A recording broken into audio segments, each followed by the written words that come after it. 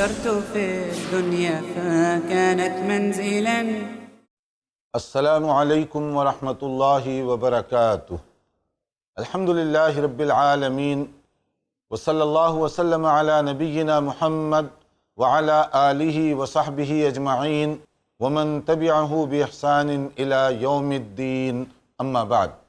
محترم بھائیوں اور بہنوں، درس حدیث کے اس پروگرام میں مشکات المصابیح کے ساتھ آپ کی خدمت میں حاضر ہیں.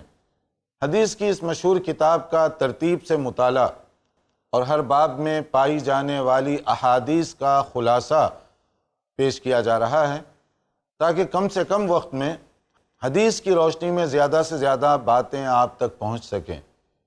حدیث پر عمل کیے بغیر نہ دنیا میں ہمارے لیے کامیابی نہ آخرت میں ہمارے لیے نجات. ایک مسلمان کے لیے ضروری ہے کہ وہ حدیث رسول صلی اللہ علیہ وسلم سے واقف ہو تاکہ ہماری یومیہ زندگی سنت کے مطابق گزر سکے. گزشتہ درس میں ہم نے نماز کے عنوان کے تحت اس کے مختلف آداب، شرائط، اس حوالے سے گفتگو کرتے ہوئے سترے کے بارے میں کچھ باتیں بتائی تھیں، جس کا خلاصہ یہ کہ سترہ یعنی نمازی جہاں سجدہ کر رہا ہو اس سے آگے کوئی چیز رکھ لی جائے رکاوٹ کے طور پر. یہ حکم ہے نبی صلی اللہ علیہ وسلم کا، یہ سنت ہے ہمارے نبی صلی اللہ علیہ وسلم کی، تاکہ آپ کو بھی کوئی ڈسٹرب نہ ہو اور آگے سے گزرنے والوں کے لیے بھی کوئی پریشانی نہ ہو. رسول اللہ صلی اللہ علیہ وسلم اتنا اہتمام فرماتے کہ اگر آپ کھلے میدان میں عید کی نماز کے لیے جاتے تو وہ پہلے نکلتے ہوئے وہ چیز ساتھ رکھ لیا کرتے تھے. یعنی آپ کے ساتھ کوئی نیزہ، کوئی لکڑی، کوئی اس طرح کی چیز ہوتی تاکہ وہاں جا کر کوئی تلاش کرنے کی پرابلم نہ ہو. وہاں جاتے آپ کے آگے وہ چیز رکھ دی جاتی، پھر آپ نماز شروع فرماتے. نبی صلی اللہ علیہ وسلم اس درجے اہتمام کیا کرتے تھے. اور کبھی کبھی ایسے ہوتا کہ اگر آپ سفر میں جا رہے ہوں یا کہیں پر سواری پر گئے ہوئے ہوں اور وہاں پر نماز پڑھنے کی ضرورت پیش آئے، سواری کو آگے بٹھا دیا کرتے تھے، اس کے پیچھے ٹھہر کر نماز پڑھتے آؤٹ میں، تاکہ اس طرح سے رکاوٹ بھی ہو جائے اور اطمینان سے نماز بھی پڑھ سکیں.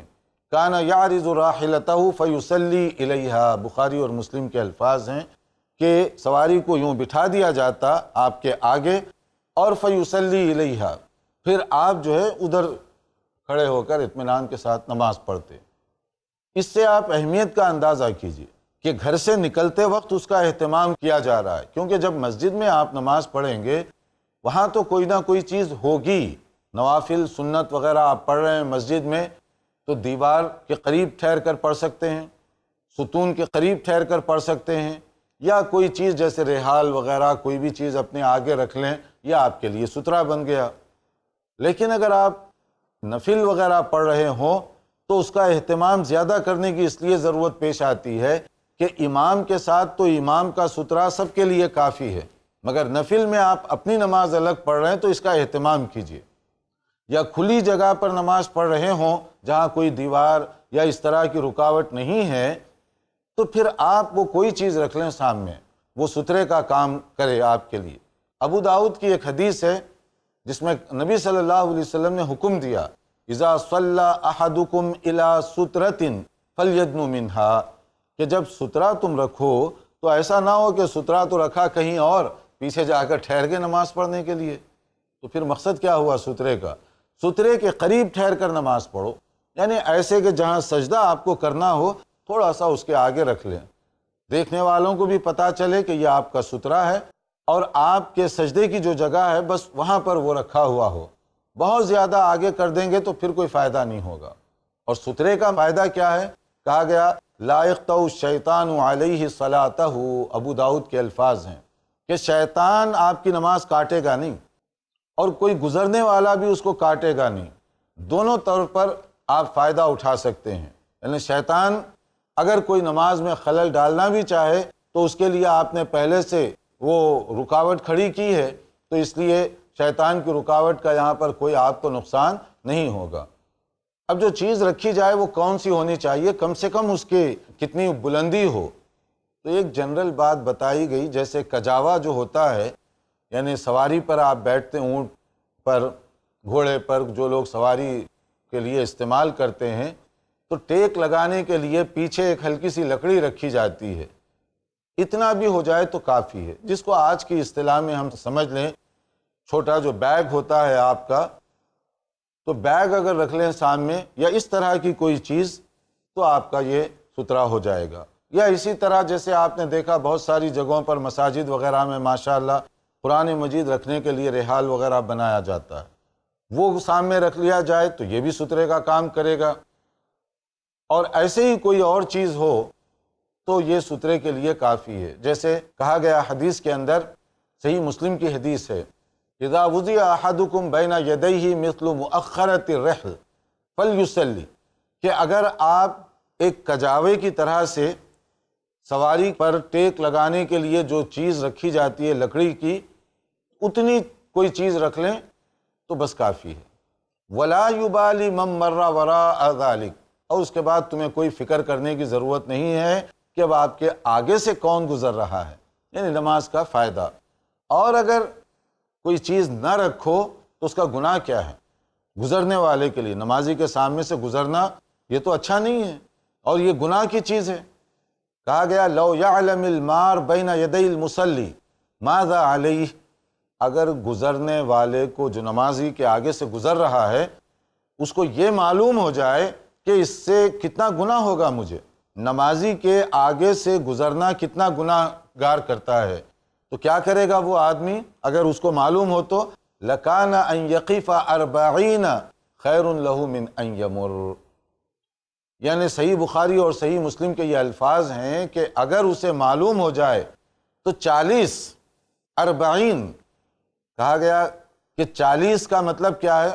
بعض اور دوسری روایات میں اس کی تعیین کی گئی کہ 40 دن مراد ہیں، کہ وہ آدمی 40 دن ٹھہرنا پسند کرے گا، 40 ہفتے مراد ہیں، 40 گھنٹے مراد ہیں، 40 سال مراد ہیں، تو اس کو بعض اور روایات کی بنیاد پر 40 سال کہا گیا۔ آپ سوچئے کہ 40 سال لیں، 40 دن لیں، 40 گھنٹے لیں، کم سے کم بھی اگر آپ لیں تو وہ کہے گا کہ خیراً لہ من ان یمر بین یدیہ، مصلی کے سامنے سے گزرنے سے بہتر ہے اتنا طویل میں انتظار کروں۔ کیا مطلب اس کا؟ کون چاہے گا کہ 40 سال کا گناہ اپنے سر پر لے لے، یا کون چاہے گا کہ گناہ گار بنے؟ تو اب کتنی دیر ہوتی ہے نماز پڑھنے میں؟ 10 منٹ ہوں گے، اگر 10 منٹ ٹھہریں تو وہ نماز ختم کر لے گا۔ اگر گناہ کتنا ہوتا ہے یہ معلوم ہو جائے تو آدمی کو اگر 40 سال بھی انتظار کرنا پڑے تو نہیں گزرے گا مصلی کے سامنے سے۔ بات کو سمجھیے کہ کتنا سیریس ایشو ہے۔ نمازی کے سامنے سے گزرنے کی وجہ سے جو گناہ ہو سکتا ہے، صحیح اس کا اندازہ ہو تو وہ 10 منٹ نہیں بلکہ 40 سال بھی رکنا پڑ جائے تو رکے گا، مگر گزرے گا نہیں، تاکہ گناہ گار نہ ہو۔ اب عام طور پر جیسے ہم نے کہا، اس میں دونوں کے لیے، کہ نمازی کے لیے بھی گزرنے والوں کے لیے بھی، نمازی کو چاہیے کہ پہلے خود اہتمام کرے، کوئی چیز سامنے رکھے، اور گزرنے والوں کو بھی چاہیے کہ آپ کوشش کریں کہ نمازی کے سامنے سے نہ گزریں، تھوڑی دیر انتظار کیجیے، جب وہ نماز ختم کر لے پھر آپ گزر جائیے، یا کسی اور طرف سے آپ کو راستہ مل رہا ہو تو گزر جائیے۔ کیوں اپنے آپ کو گناہ گار کرتے ہیں؟ یعنی یہاں پر حدیث کے اندر شدت بتائی گئی۔ اب 40 سال تو کوئی نماز نہیں پڑھتا نا، لیکن گناہ سے ڈر کر اتنا لمبا ٹھہرنا بھی پڑے گا تو آدمی ٹھہرے گا، اس لیے آپ کوشش کریں کہ نمازی کے سامنے سے نہ گزریں۔ اور اگر آپ نے کوئی رکاوٹ رکھ لی اپنے سامنے، اور رکاوٹ رکھنے کے باوجود اگر کوئی آدمی گزرنا چاہے تو پھر کیا کرنا چاہیے؟ دیکھیے، یہ بھی حدیث کا مسئلہ ہے، اور وہ بھی ہے بخاری اور مسلم کی حدیث، بہت ہی صحیح حدیث۔ وہ کیا ہے؟ نمازی کے سامنے سے کوئی گزر رہا ہے، نمازی اپنے سامنے کوئی سترا رکھا تھا تو آپ اس کو روکیے۔ نماز میں ہاتھ گزر رہا ہے، فوری ہاتھ آگے کر دیجیے تاکہ اس کو اندازہ ہو جائے کہ یہ نماز پڑھ رہا ہے۔ کبھی ایسے ہوتا ہے کہ آدمی کسی دھن میں ہوتا ہے، وہ خیال نہ کیا ہو اور ویسے ہی گزر رہا ہو، آپ تھوڑا سا اشارہ کر دیں گے تو فوری وہ رک جائے گا اگر عقل مند ہوگا تو۔ اور اگر بیوقوف نادان ہو پھر گزرنے کی کوشش کرے، پھر تو حدیث میں کہا گیا سختی سے روکو اس کو، نماز ہی کے اندر روکو۔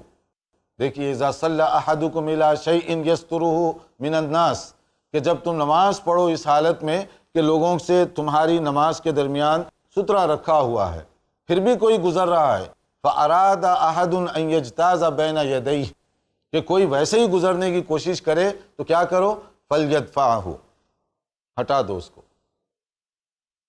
فَإِنْ أَبَى، اب اگر وہ بھی تن کر ٹھہر جائے کہ نہیں ادھر سے ہی میں گزروں گا، یا اس کو معلوم نہیں ہو رہا ہو، تو فَلْيُقَاتِلْهُ، تو آپ سختی کریں اس کے ساتھ۔ کیوں؟ دیکھیے یہ لفظ حدیث کا ہے، فَإِنَّمَا هُوَ شیطان، اس لیے کہ اس کے ساتھ اب شیطان آ گیا، اور شیطان کا کام کیا ہے؟ نماز میں ڈسٹرب کرنا، خلل اندازی کرنا، نمازی کی توجہ ادھر ادھر کرنا، اور یہ آدمی شیطانی کام کر رہا ہے، شیطان ہے اس کے ساتھ، اسی لیے وہ یہ کام کر رہا ہے۔ آپ نے تنبیہ کی، اشارہ کیا، پھر بھی وہ نہیں سمجھتا۔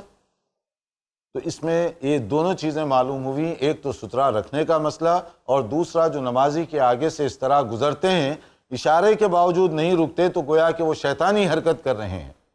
اور یہ بھی معلوم ہوا کہ نماز میں اس طرح کی حرکت سے کوئی فرق نہیں پڑتا، یہ تو حکم ہے نبی صلی اللہ علیہ وسلم کا کہ اس کو روکو۔ اب کبھی کبھی ایسے ہوتا ہے، کہیں ایسی جگہ پر آپ ہیں جہاں لوگوں کو معلوم نہیں ہے مسئلہ، تو وہاں یہ خطرہ ہو سکتا ہے کہ خواہ مخواہ وہ لڑائی جھگڑا کھڑا کر دے۔ اگر اس طرح کی کوئی بات ہو تو آپ نے اپنا کام کیا، روکنے کا، نہیں روکا، چھوڑ دیجیے، بجائے اس کے کہ واقعی فتنہ مچ جائے وہاں پر، کیونکہ بعض نادان لوگ ہوتے ہیں، ان کو دین کا مسئلہ تک معلوم نہیں ہوتا، اور وہ کوئی اور انداز سے وہ لڑائی کرنے کے لیے آ جائیں آپ نمازی میں، اور وہ لڑائی شروع کر دے آپ کے ساتھ، اور اسے معلوم ہی نہ ہو کہ میں کیا غلط حرکت کر رہا ہوں۔ تو حالات کے اعتبار سے ان مسائل پر عمل کرنا چاہیے کہ کہاں کس مسئلے کی کتنی زیادہ ضرورت ہے یا کم ہے۔ عجبا عجبت لغفلة الإنسان قطع الحياة دین فار ٹینز، دیکھیے نثار نڈیاڈوالا کے ساتھ ٹین ایجرز کے لیے ایسا سبق جو زندگی کی سچائی کو اسلام کی نظروں سے محسوس کرا دے۔ ہر جمعہ دوپہر 3:30 بجے اور شام 7 بجے صرف i+TV پر، بہتر زندگی کے لیے۔ اپنے DTH اور کیبل آپریٹر سے آج ہی سمپرک کریں۔ Free to air. عجبا عجبت لغفلة الإنسان قطع الحياة اب کبھی کبھی ایسے ہوتا ہے، کہیں ایسی جگہ پر آپ ہیں جہاں لوگوں کو معلوم نہیں ہے مسئلہ، تو وہاں یہ خطرہ ہو سکتا ہے کہ خواہ مخواہ وہ لڑائی جھگڑا کھڑا کر دے۔ اگر اس طرح کی کوئی بات ہو تو آپ نے اپنا کام کیا، روکنے کا، نہیں روکا، چھوڑ دیجیے، بجائے اس کے کہ واقعی فتنہ مچ جائے وہاں پر، کیونکہ بعض نادان لوگ ہوتے ہیں، ان کو دین کا مسئلہ تک معلوم نہیں ہوتا، اور وہ کوئی اور انداز سے وہ لڑائی کرنے کے لیے آ جائیں آپ نمازی میں، اور وہ لڑائی شروع کر دے آپ کے ساتھ، اور اسے معلوم ہی نہ ہو کہ میں کیا غلط حرکت کر رہا ہوں۔ تو حالات کے اعتبار سے ان مسائل پر عمل کرنا چاہیے کہ کہاں کس مسئلے کی کتنی زیادہ ضرورت ہے یا کم ہے۔ اب اس کے بعد ایک اور اہم مسئلہ، چونکہ یہ سارے نماز اور اس کے شروع کے جو اقدامات ہیں، نماز سے پہلے وضو، نماز سے پہلے طہارت، نماز سے پہلے سترہ، نماز سے پہلے لباس، نماز سے پہلے جگہ کی صفائی، یہ ساری تمہیدی چیزیں ہیں گویا کہ نماز کے لیے اس کا اہتمام، تو یہ سب چیزیں اہتمام کے اندر آ جاتی ہیں۔ اب آئیے اس کے بعد نماز شروع کرتے ہیں، کیونکہ ابھی تک تیاری ہو رہی ہے، اب نماز آپ شروع کریں گے۔ کیسے نماز پڑھنی چاہیے؟ نماز عبادت، عبادت سنت کے مطابق بجا لانا چاہیے۔ اگر ہم سنت کے مطابق نماز ادا کریں گے تو اس کا بڑا ثواب پائیں گے، اور یہی صحیح طریقہ کہ رسول اللہ صلی اللہ علیہ وسلم نے جو حکم دیا، جیسے بتایا، صحابہ کرام نے جو نبی کو دیکھا اور جس طریقے سے انہوں نے عمل کیا، یہی ہمارے لیے رہنمائی دینے والے اصول ہیں۔ جیسے اس سے پہلے پچھلے ابواب میں آپ نے دیکھا کہ صحابہ کرام نبی کی ادا کو دیکھتے تھے۔ کسی نے دیکھا آپ ایک کپڑے میں نماز پڑھ رہے ہیں، انہوں نے رپورٹ کی اس کی۔ کسی نے دیکھا آپ حسیر پر سجدہ کر رہے ہیں، رپورٹ کی اس کی۔ کسی نے دیکھا کہ جوتوں سمیت آپ پڑھ رہے ہیں، وہ بتایا گیا، کسی نے دیکھا کہ جوتوں کے بغیر پڑھ رہے ہیں تو اس کو بھی بتایا گیا۔ تو صحابہ کرام چونکہ نماز ایک وقت کا مسئلہ نہیں تھا، زندگی بھر کا تھا، تو مختلف صحابہ کرام نے جو کچھ دیکھا اس کی امت کو، بعد میں آنے والوں کو رپورٹ دی۔ اس طرح سے نبی سے میں نے سنا، اس طرح نبی صلی اللہ علیہ وسلم کو میں نے پڑھتے ہوئے دیکھا۔ تو الحمدللہ اللہ کا فضل و کرم ہے کہ نبی کریم صلی اللہ علیہ وسلم کی ساری اداؤں کو اللہ نے محفوظ کرنے کا انتظام فرما دیا، تاکہ کسی بھی دور میں آنے والے لوگ آخری نبی کی سنت کے مطابق عبادت کرنا چاہیں تو ان کے لیے کوئی مسئلہ نہ ہو، کوئی رکاوٹ پریشانی نہ رہے، اس کے بغیر ہم پوری عبادت کر سکیں۔ جیسے اگر کوئی آج انڈیا کے کسی شہر میں رہ کر سنت کے مطابق وضو کرنا چاہتا ہے، کر سکتا ہے، سنت کے مطابق نماز پڑھنا چاہتا ہے، پڑھ سکتا ہے۔ الحمدللہ اتنی تفصیل کے ساتھ، اتھینٹک اور بہت ہی صحیح دلائل کے ساتھ یہ ساری رپورٹ کی گئی۔ گویا نبی صلی اللہ علیہ وسلم کے شب و روز کو محفوظ کر دیا گیا تاکہ بعد میں کوئی مسائل نہ کھڑے ہوں، کوئی پرابلم نہ ہو کسی کو۔ آج اگر کوئی آدمی کسی دیہات میں رہ کر بھی سنت کے مطابق نماز پڑھنا چاہے، کوئی رکاوٹ نہیں، پڑھ سکتے ہیں آپ۔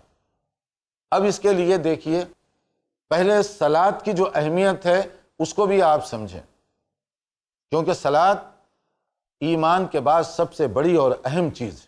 جب آدمی دائرہ اسلام میں داخل ہوتا ہے، روزہ بعد میں رکھے گا، رمضان آئے گا تب، زکوٰۃ پیسے ہوں گے، آمدنی اتنی ہوگی تب ادا کرے گا، ورنہ نہیں۔ حج زندگی میں ایک مرتبہ، اور وہ بھی صاحب استطاعت پر۔ لیکن نماز ایک ایسا فریضہ ہے جو ہر ایک پر لاگو ہوتا ہے، غریب پر بھی ہے، امیر پر بھی ہے، مقیم پر بھی ہے، مسافر پر بھی ہے، تندرست پر بھی ہے، بیمار پر بھی ہے، مرد پر بھی ہے، عورت پر بھی، ہر ایک پر زندگی میں روزانہ ہر دن 5 مرتبہ نماز فرض ہے۔ اب اس کی کیفیت کیا ہونی چاہیے؟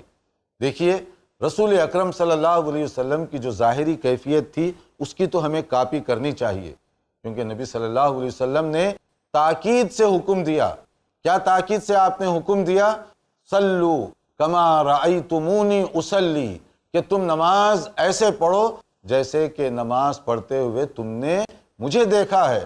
یعنی نبی صلی اللہ علیہ وسلم نے یہ فرمایا کہ نماز اپنی طرف سے نہیں، میرے طریقے کے مطابق کرو۔ اب نبی کا جو طریقہ ہے اس کو 2 حصوں میں ہم تقسیم کر سکتے ہیں، ایک دل کی کیفیت، خشوع، تقوی، پرہیزگاری، اور ایک ظاہری ادا، قیام، رکوع، سجدہ کیسے آپ فرمایا کرتے تھے۔ دل کی جو کیفیت ہے یہ تو نبی صلی اللہ علیہ وسلم کا تقوی، پرہیزگاری بھلا ہم اپنے اندر کیسے پیدا کریں، مگر کوشش تو کر سکتے ہیں۔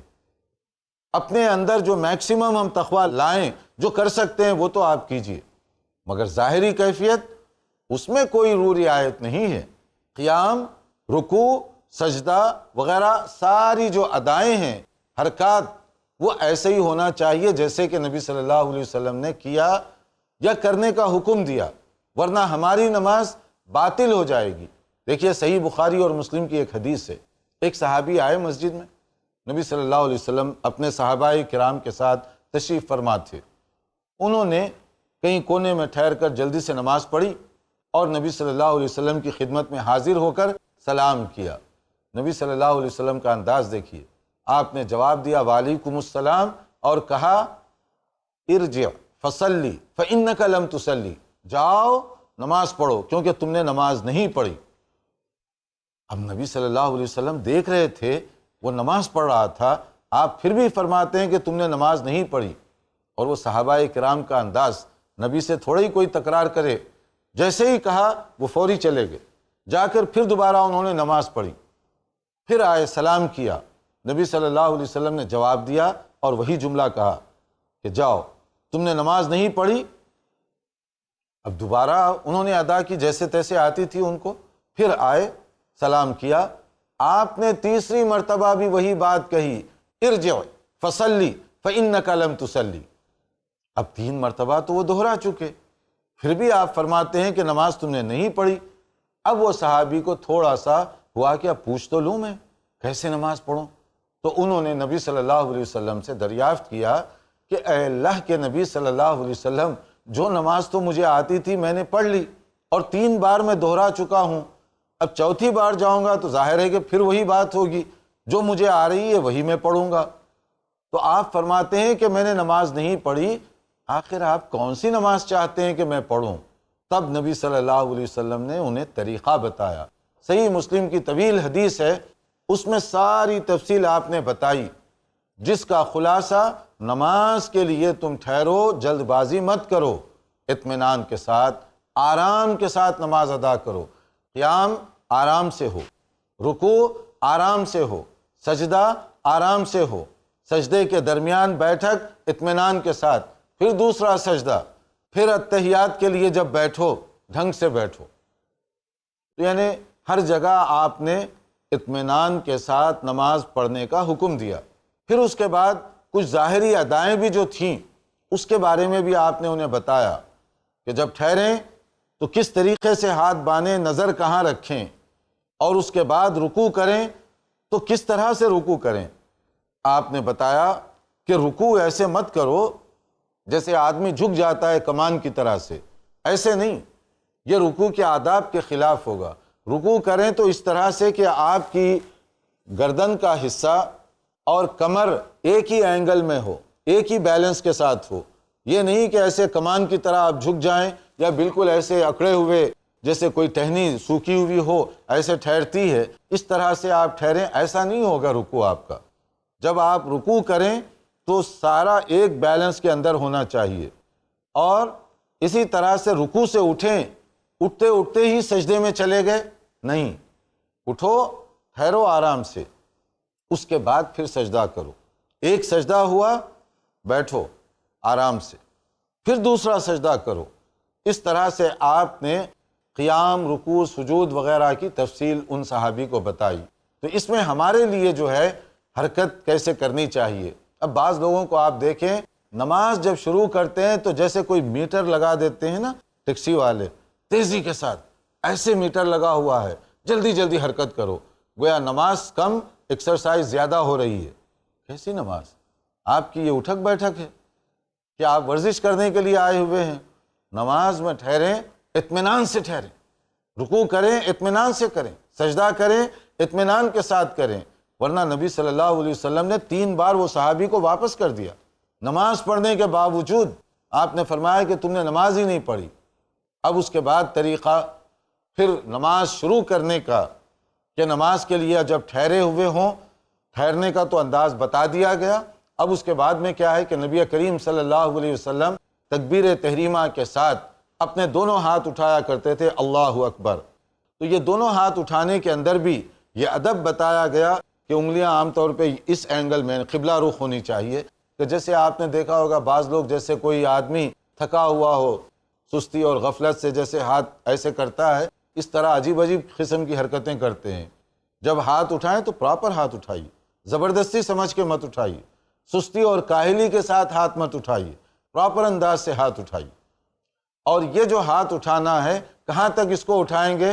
بعض لوگ عام طور پر آپ دیکھیں گے ٹچ کرتے ہیں، ایسے ٹچ کرنا مقصد نہیں ہے کہ کان وہیں پر ہیں، آپ کی جگہ جو ہے کان کی وہی جگہ پر ہے، تو آپ کو صرف یہ ہے کہ ہاتھ اتنے اٹھائیں کہ اس کے برابر ہو جائے، یعنی یہ جو کندھے ہیں یہاں تک اگر ایسے بھی اٹھا لیں کافی ہے، تو یہ جو ہاتھ کی انگلیاں ہوں گی یہ انگلیاں آپ کی یہاں تک ہوں گی، اور نچلا حصہ یہ شولڈر کے اوپری حصے تک ہوگا، یہ بھی کافی ہے آپ کے لیے۔ اتنا اگر اٹھا لیں آپ، تو یعنی مطلب ہے کہ پراپر طریقے سے ہاتھ اٹھائیں۔ اور یہ ہاتھ کتنی بار کہاں کہاں اٹھانا چاہیے، وہ حدیث کے اندر حضرت عبداللہ ابن عمر جو شہدائی رسول صلی اللہ علیہ وسلم ہیں، نبی صلی اللہ علیہ وسلم سے جنہیں والہانہ محبت اور عقیدت تھی، صحابہ کرام میں یہ سنتوں پر عمل کرنے والے مشہور صحابی سمجھے جاتے تھے۔ اب انہوں نے کیا کہا، اذا افتتح الصلاۃ، نماز جب شروع کرو ہاتھ اٹھاؤ، وَإِذَا كَبَّرَ لِلرُّكُوعِ، جب رکوع میں جانا چاہو اللہ اکبر پھر ہاتھ اٹھاؤ، وَإِذَا رَفَعَ رَأْسَهُ مِنَ الرُّكُوعِ، اور اسی طریقے سے جب رکوع سے سر اٹھاؤ اسی طرح سے اٹھاؤ، رکوع سے اٹھنے کے بعد سمیع اللہ لمن حمدہ کہتے ہوئے اسی طرح سے، اور جب سجدے میں جائیں تو وہاں تو ظاہر ہے کہ کوئی رفع الیدین نہیں ہوگا۔ یہ بخاری اور مسلم کی صحیح ترین حدیث ہے، اتھینٹک حدیث ہے کہ اس موقع پر کب کب ہاتھ اٹھانا چاہیے۔ اور یہ ہاتھ اس طرح اٹھانے کا جو عبداللہ ابن عمر رضی اللہ عنہما نے بیان کیا ہے، ان کے علاوہ متعدد صحابہ نے اس کو ذکر کیا، جیسے مالک بن حویرث رضی اللہ تعالی عنہ، یہ نبی صلی اللہ علیہ وسلم کی وفات سے تقریباً 8-9 مہینے پہلے مسلمان ہوئے، یعنی آخری زمانے میں بالکل۔ انہوں نے جو نماز نقل کی، میں نے نبی صلی اللہ علیہ وسلم کو نماز پڑھتے ہوئے دیکھا، یہی طریقہ بتایا انہوں نے۔ تو گویا نبی کریم صلی اللہ علیہ وسلم کا نماز کی ادائیگی کا جو انداز تھا وہ یہی تھا آخری وقت تک، جو کہ آخر دور میں جو لوگ مسلمان ہوئے انہوں نے بھی یہی نماز اور اسی انداز سے نماز کو رپورٹ کیا۔ اور خود عبداللہ ابن عمر رضی اللہ عنہما، ان کے غلام کہتے ہیں ان ابن عمر کان اذا دخل فی الصلاۃ کبر ورفع یدیہ واذا رکع رفع یدیہ واذا قال سمع اللہ لمن حمدہ رفع یدیہ۔ جو انہوں نے بیان کیا اسی طرح سے ان کا عمل تھا۔ بعد میں نبی صلی اللہ علیہ وسلم کے بعد بھی نماز شروع کرتے ہاتھ اٹھاتے، رکوع میں جاتے پھر اسی طرح رفع الیدین کرتے، اور رکوع سے اٹھتے پھر کرتے، اور اس کے بعد ایک اور جگہ ہے جہاں کیا کرتے تھے وَإِذَا قَامَ مِنَ الرَّكَعَتَيْن، یعنی 2 رکعت کے بعد تشہد پڑھتے، اس کے بعد جب تیسری رکعت کے لیے ٹھہرتے رفع یدیہ، اسی طرح سے وہ اٹھایا کرتے تھے۔ تو اور یہ جو مسئلہ اٹھانے کا ہے اتنا کلیئر اور واضح ہے کہ تقریباً اس مسئلے میں 400 کے قریب احادیث اور آثار مختلف انداز سے ذکر کیے گئے ہیں، اس لیے اس میں کوئی شک و شبہ اور ابہام نہیں۔ بہت سے ائمہ، بہت سے علماء، بہت سارے محدثین کرام نے اسی طرح کی نماز نبی صلی اللہ علیہ وسلم سے نقل فرمائی۔ لہٰذا جب ہم نماز پڑھیں کوشش کریں کہ سنت کے مطابق نماز پڑھیں تاکہ زیادہ سے زیادہ ثواب لے سکیں، زیادہ سے زیادہ برکت حاصل کر سکیں۔ نماز کی دیگر تفصیلات کے لیے انتظار کیجئے ہمارے اگلے پروگرام کا۔ والسلام علیکم ورحمۃ اللہ وبرکاتہ۔ عجبا عجبت لغفلة الإنسان قطع الحياة بعزة وأمان، فكرت في الدنيا فكانت منزل